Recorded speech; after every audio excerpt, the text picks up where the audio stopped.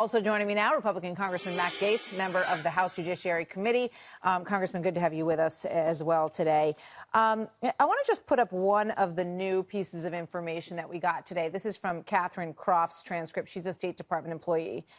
She says, I sat down with Ambassador Taylor and charged my very frank assessment that the White House was not likely to change its policy on Ukraine, except in the event that the president viewed it that Biden was going to be a credible rival for him in the upcoming election, and that furthering the narrative that Russia was for the Republicans and Ukraine was for the Democrats would be in his interest, and that might push him to change the policy on Ukraine. Your thoughts on that and on the big picture tonight?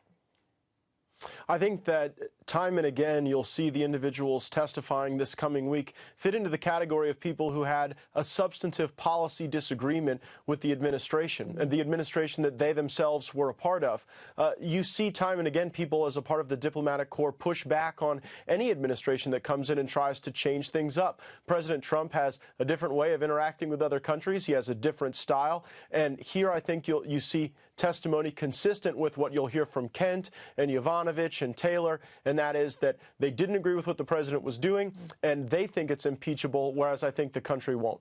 So, you know, as we were just talking about, that becomes the central question. And you heard Judge Napolitano, and you talked about, you know, the way the president does things. He says that, you know, on a straight legal basis, the way the president did this could be impeachable.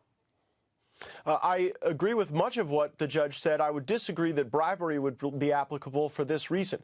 For bribery to have been committed, you have to be asking someone to do something that they would not otherwise do.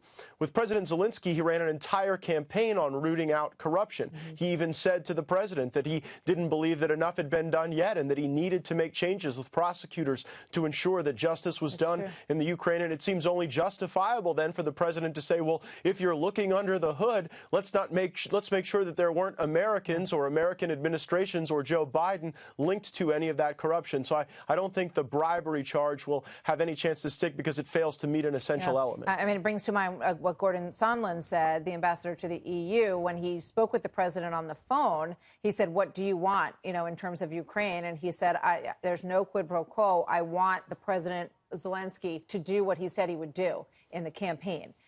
In terms of corruption. So, you know, we'll see where it goes. I want to play this. This is from Eric Swalwell. Congressman Swalwell is part of this committee that will be questioning on Wednesday. Here's what he said he thinks the focus is all about. We have enough evidence from the depositions that we've done to warrant bringing this forward, evidence of an extortion scheme using taxpayer dollars to ask a foreign government to investigate the president's opponent. So, you know, I mean, we're at the beginning of this process, supposedly, but Congressman Swalwell says that he already sees in the facts here extortion.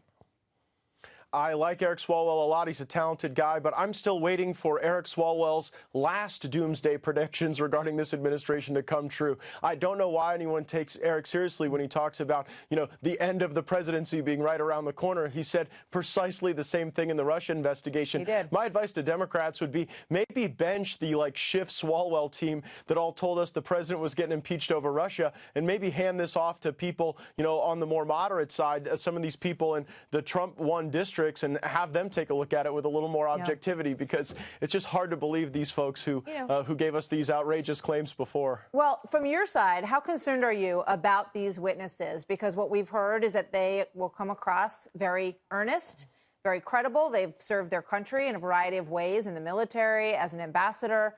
Do you think that that will damage what you would like to see the outcome be here?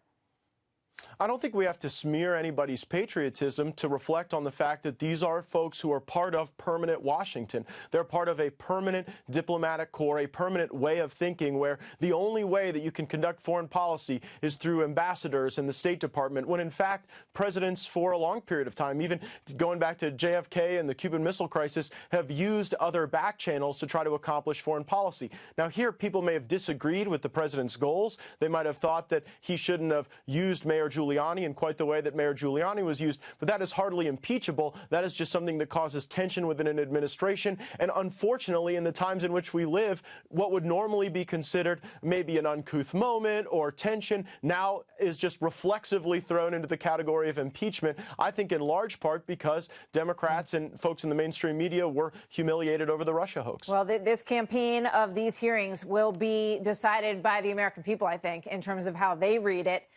when they take all this in, and that's part of what this whole thing is about. True. Congressman Gaetz, thank you very much. Good to see you tonight. Happy Veterans Day. Thank you. To you as well. We will be honoring our veterans at the end of the show and throughout the show like we do every night. Thank you, guys.